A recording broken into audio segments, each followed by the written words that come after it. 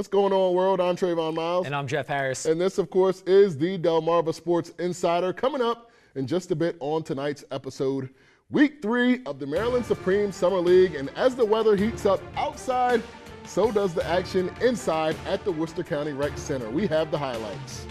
And still ahead, hear from one of the top boys lacrosse players in the state of Maryland after being named to a pretty exclusive list, Trey. I'd say so. And kicking it in the studio with us tonight is Maryland Eastern Shore men's basketball assistant coach Ed Huckabee. We're breaking down a lot, including some upcoming camps right here down the street from us in Princess Anne.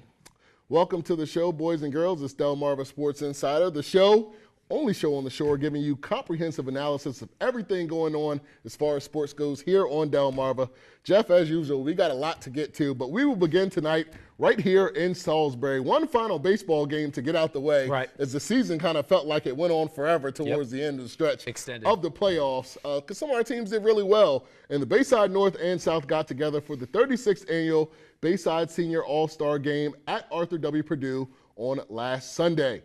And this was a coming-out affair for a couple of seniors. Queen Anne's Jeremy Marvel, check him out, beating out the double play. Ooh, nice. North Dorchester's Peyton Lysky going to get the North on the board, but they would still be trailing 7-2.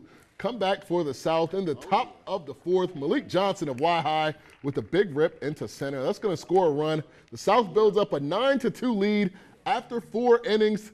North taking their hacks as well. Check out this shot from Kent Island's Tyler Lowe, just over the head of the left fielder. Lowe scooting into second with a double, but the North got the big hits. The South is the one that actually got the runs in this one. Snow Hill's Gabe Simpson going to score on a pass ball as the South goes on to win this one. Look at that, a little swag on it right there. South goes on to win this one by a final of 10-5. And I tell you what, Jeff, what was interesting to me about this game is we saw it all year long, the dominance that the North showed. We even saw it in the playoffs of baseball season.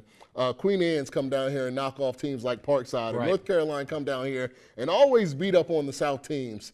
And in this game, you know, I guess it was the seniors in the South that was able to kind of put the team over the top. And if we could stop and even focus a little bit on Queen Anne's in this one as well, you're talking about them coming in, beating Parkside at home, and then they actually got, I believe it was almost a suicide rule up at Colonel Richardson about a week before that game. So of course we saw some of their players playing in that senior all-star game type of environment at Arthur W. Purdue. Great game. But it was a great game with great players, but just to see all those kids out there, especially kids from Queen Anne's and around here, one more time before things really get too hot out there is absolutely a phenomenal thing. But we saw baseball. What about softball? Bayside Senior All-Star Game at Salisbury University taking place Monday evening. Easton's Jada Murray, she's going to hit a 2-run homer. Yeah, no, she didn't waste any time. Right into left field. It's going to give the North the early lead on that shot. St. Michael's Sam Romberger, check out that name, definitely a softball name, adds to the lead for the North, sending North Dorchester's Meredith Bell and Brooke Morton home.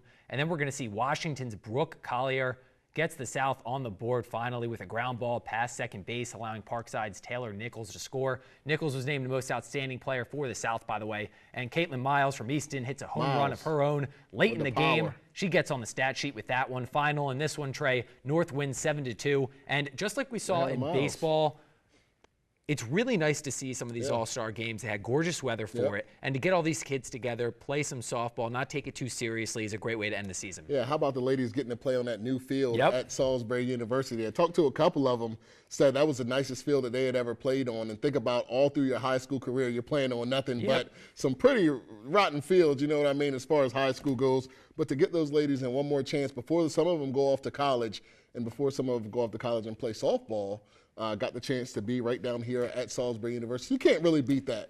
At Salisbury University, many people call it, Craig, I don't know if you heard this, the Harvard of the Mid-Atlantic. I don't know if people, you know, around here, whether or not you heard that before, but many call it the Harvard of the Mid-Atlantic, Salisbury University. Hey, what can I say, Jeff? Some of the best graduate from there, man. That's what they say. I think you were a Salisbury University grad. That's it. But putting that aside, we have to take a quick break. We're hitting our first commercial break, actually. But when we come back, Trey and I break down all the Summer League basketball from this past week. Stay tuned. You don't want to miss it.